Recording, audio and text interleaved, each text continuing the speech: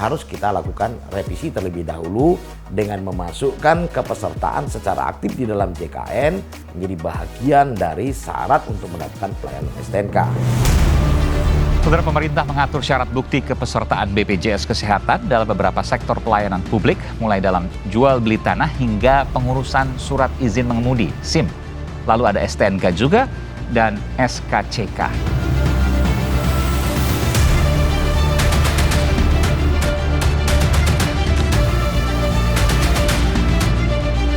Jangan sampai nanti orang yang memiliki itikat yang baik untuk membayar pajak, memiliki itikat yang baik untuk membayar SWD KLJ, harus mendapatkan sanksi hanya gara-gara atau hanya karena STNK-nya belum berproses sebagai akibat belum terpenuhinya syarat kepesertaan secara aktif dalam JKN. Assalamualaikum warahmatullahi wabarakatuh. Salam Indonesia hebat. Halo pemirsa Polistory, ketemu lagi dengan saya kali ini, Kombes Pol Muhammad Taslim Khairuddin, Kasubdit STNK di Residen Korlantas Polri. Kali ini kita mencoba membahas topik yang cukup ramai dibicarakan di media sosial terkait dengan kebijakan Presiden Negara Republik Indonesia Bapak Haji Insinyur Joko Widodo dengan diterbitkannya Instruksi Presiden nomor 1 tahun 2022 terkait dengan optimalisasi kepesertaan aktif masyarakat di dalam JKN. Perlu saya sampaikan bahwa Instruksi Presiden nomor 1 tahun 2022 ini terkait dengan tugas kami. Di dalamnya disyaratkan untuk kepesertaan secara aktif di dalam JKN untuk mendapatkan pelayanan STNK.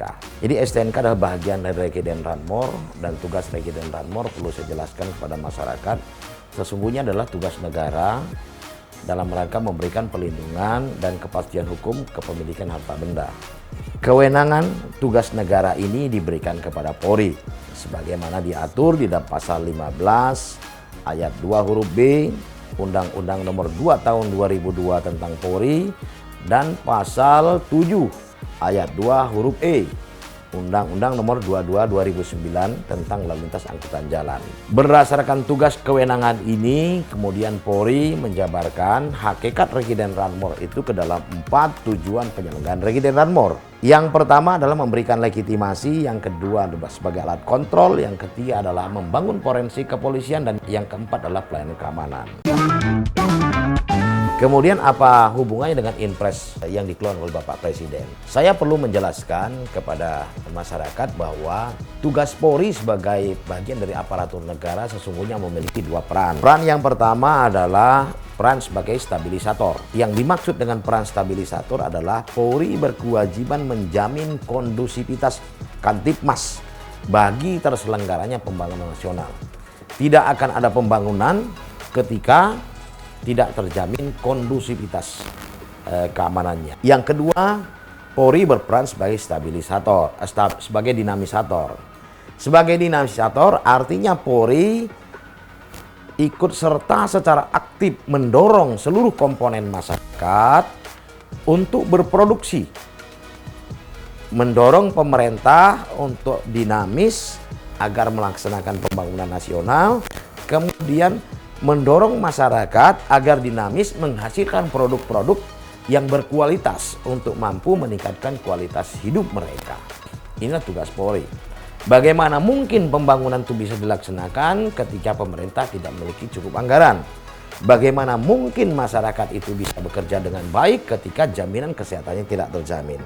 Oleh sebab itu sudah selayaknya dan sepatutnya memang Polri mendukung kebijakan pemerintah dengan mengeluarkan Inpres nomor 1 tahun 2022. Dan ini sudah ditetapkan oleh pimpinan bahwa Polri secara umum memang harus mendukung itu. Nah, kemudian terkait dengan Inpres ini sendiri, saya perlu menjelaskan bahwa sesungguhnya peraturan pemerintah yang mewajibkan dalam pelayanan STNK itu dengan syarat kepesertaan secara aktif di dalam JKN itu telah ada sesungguhnya sepengetahuan saya di tahun 2015.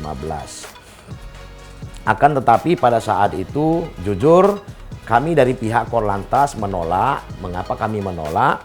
Oleh karena BPJS sendiri waktu itu baru terbentuk sehingga SOP-nya belum begitu jelas. Jangan sampai nanti terhambat pelayanan di BPJS, Polri yang menjadi sasaran kemarahan masyarakat yang dipaksa ikut serta secara aktif di dalam JKN ini. Akan tetapi mengevaluasi di 2019 lalu, di mana kita tahu sama-sama tahu bahwa ketika bangsa ini dilanda oleh COVID-19, keuangan negara cukup tersedot untuk mengatasi persoalan ini. Kemudian yang kita tahu juga bahwa teman-teman BPJS mengalami defisit yang cukup besar. Ini yang pertama yang jadi pertimbangan. Yang kedua adalah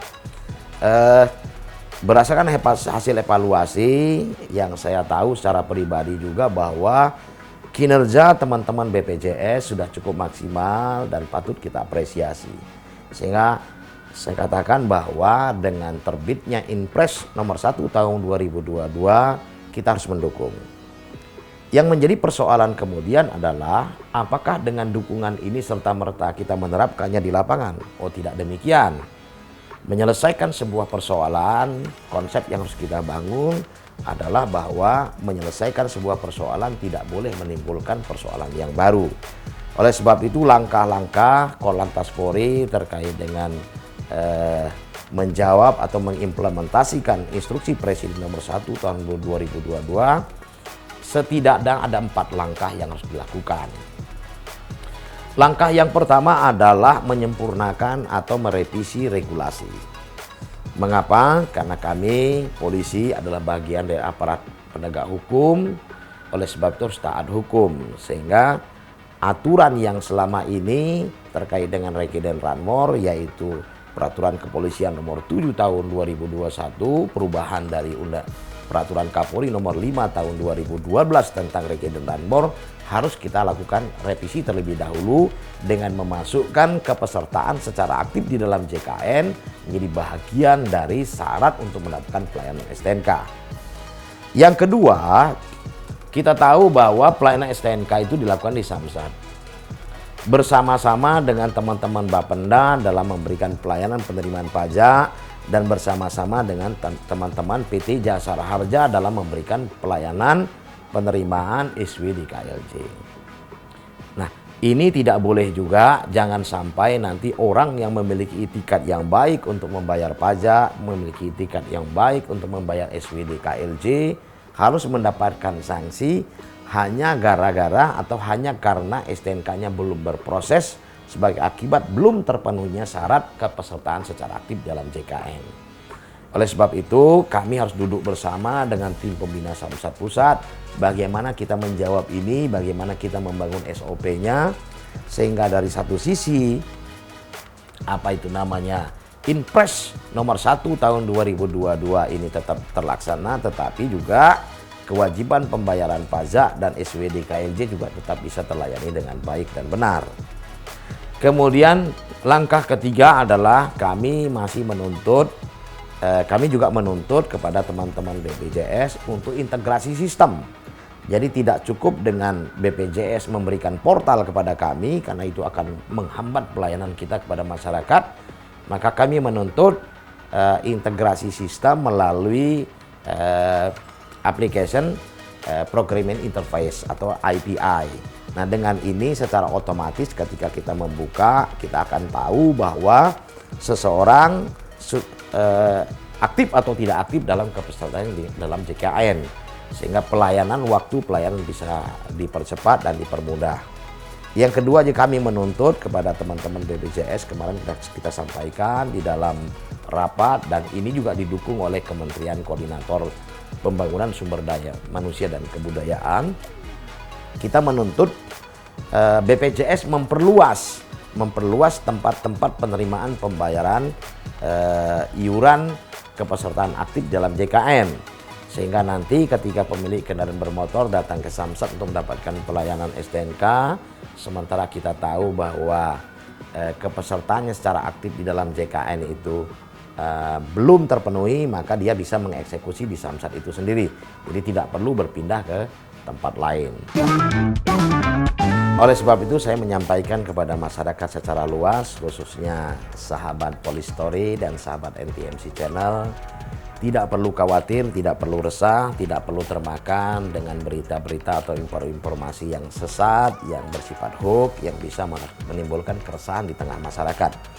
Sampai dengan hari ini kami masih memberikan pelayanan kepada masyarakat terkait dengan STNK di Samsat. Bahkan saya di kesempatan yang baik ini memberikan informasi kepada masyarakat bahwa saat ini Korlantas Polri didukung oleh tim pembina Samsat Pusat sudah membangun sebuah sistem kecerdasan buatan artificial intelligence dengan memanfaatkan informasi dari database kendaraan bermotor, informasi dari informasi data pajak dari Bapenda, kemudian informasi SWD KLJ dari PT Jasara Harja, dan informasi kependudukan dari Dukcapil, membangun sebuah sistem yang merupakan kolaborasi setidak-tidaknya dari 9 subsistem. Aplikasi ini kita berikan nomenklatur atau kita bangun dengan nomenklatur Samsat Digital Nasional atau Signal. Signal ini adalah sebuah sistem untuk bisa memberikan pelayanan kepada masyarakat untuk mendapatkan pelayanan pengesahan STNK tahunan, pembayaran pajak tahunan, dan SWKLJ tahunan dalam satu genggaman. One stop service dapat dilakukan di mana saja, kapan saja. Satu hal lagi yang barangkali terlupakan, tadi kebetulan di momen kita berdiskusi pada hari ini ada pertanyaan yang masuk. Apakah kendaraan yang belum membayar pajak bisa ditilang? Nah, ini pertanyaan yang memang lazim, banyak terjadi, dan kelihatannya memanfaatkan momen ini bertanya kepada saya, maka saya harus menjawab. Belum membayar pajak itu tidak boleh ditilang. Saya berikan satu ketegasan. Belum membayar pajak tidak boleh ditilang. Jadi kalau ada yang menilang belum membayar pajak, itu salah.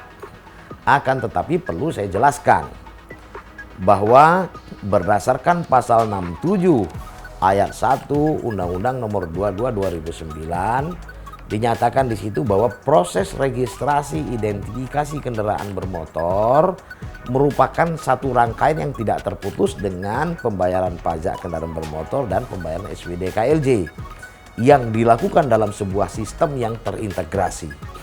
Sehingga ketika seseorang belum membayar pajak, maka dapat dipastikan belum melakukan pengesahan STNK. Nah, sementara ada klausul di dalam Undang-Undang 22 2009 yang menyatakan bahwa setiap kendaraan bermotor yang dioperasionalkan di jalan wajib dilengkapi oleh dokumen yang sah. Nah, ketika orang mengoperasionalkan kendaraan yang belum membayar pajak, maka dapat dipastikan belum melakukan pengesahan STNK. Nah, ketika belum melakukan pengesahan STNK, maka itu dapat ditilang. Sehingga ini sesungguhnya sama saja, hanya perbedaan penggunaan narasi atau frasa.